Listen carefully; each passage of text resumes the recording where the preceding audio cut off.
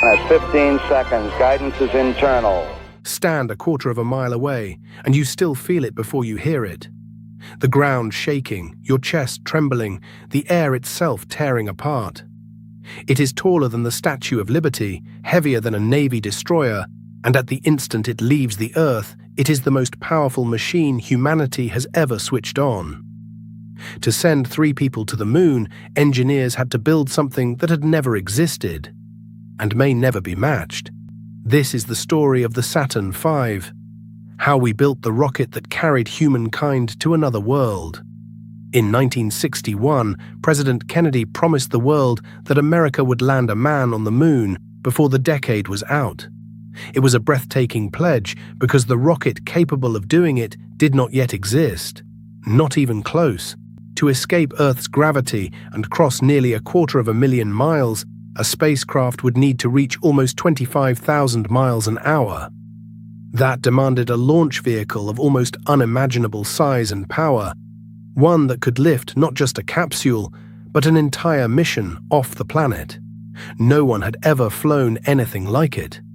It would have to be invented, tested, and trusted with human lives in less than 10 years. The challenge fell to a team led by the rocket engineer Wernher von Braun at NASA's Marshall Space Flight Center. Across the country, 400,000 people, engineers, machinists, technicians, would pour their lives into the effort. They were inventing the future in real time, often with slide rules and hand calculations, solving problems no one had ever faced. Every bolt, every weld, every line of wiring had to work perfectly. In a machine with millions of parts, a single failure could end everything. What they created would become one of the greatest engineering achievements in human history. The finished rocket was staggering. 363 feet tall, a skyscraper that was built to fly. Fully fueled, it weighed nearly 3,000 tons. Most of that weight was not metal. It was propellant.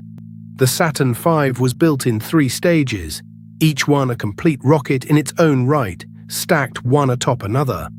Each stage would burn for a few brilliant minutes, push the spacecraft faster and higher, and then fall away, its job done. Stage by stage, the rocket would shed its own body on the way to space, until only the tiny spacecraft remained, racing toward the moon. All of that began with the first stage, and with 5 colossal engines called the F-1. To this day, the F-1 remains the most powerful single-chamber liquid fuel rocket engine ever flown. Together, those 5 engines produced 7.5 million pounds of thrust, the power of dozens of jumbo jets, focused straight down. To make that force, the first stage drank its fuel at an almost incomprehensible rate, nearly 13 tons of propellant every single second. In just 2.5 minutes, it would burn through 2,000 tons of fuel and hurl the rocket dozens of miles into the sky. The sound alone was among the loudest ever made by human hands, a roar felt for miles in every direction. A machine this size could not simply be wheeled out to the launch pad. It had to be assembled standing up, indoors.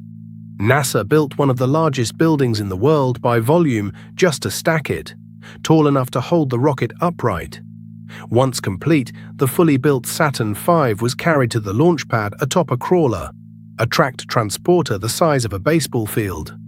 Groaning under millions of pounds, the crawler inched along a special roadway at little more than 1 mile per hour.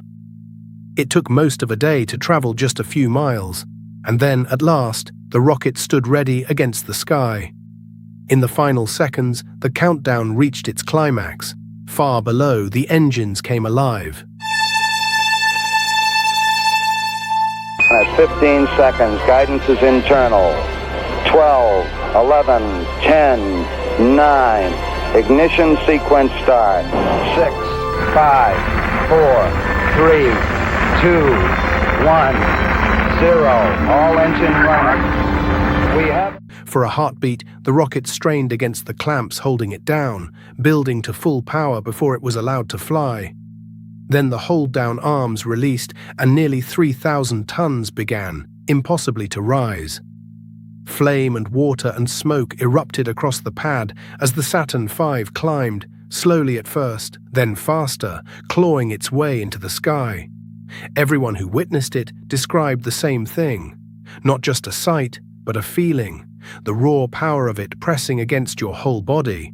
2.5 minutes in, its fuel spent, the mighty first stage shut down and dropped away toward the ocean. The second stage took over, 5 smaller engines pushing the spacecraft higher and faster, to the very edge of space. Then it too fell silent and let go, and the third stage carried the crew into orbit around the Earth. There the rocket waited, circling, while the crew and mission control checked that everything was ready. And when the moment came, the third stage fired once more, the burn that broke the spacecraft free of Earth and aimed it at the Moon. Between 1967 and 1973, 13 Saturn V rockets thundered off the pad.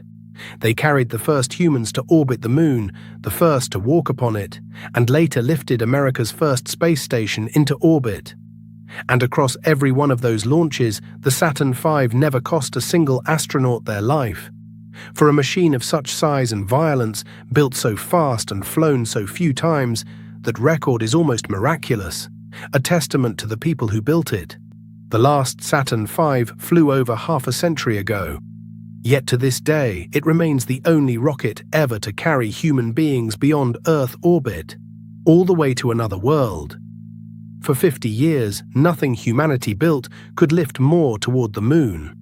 It stands now in museums, laid on its side, so vast that visitors fall silent, walking its length.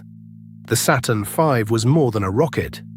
It was proof of what we can do when we decide that something impossible is simply not finished yet.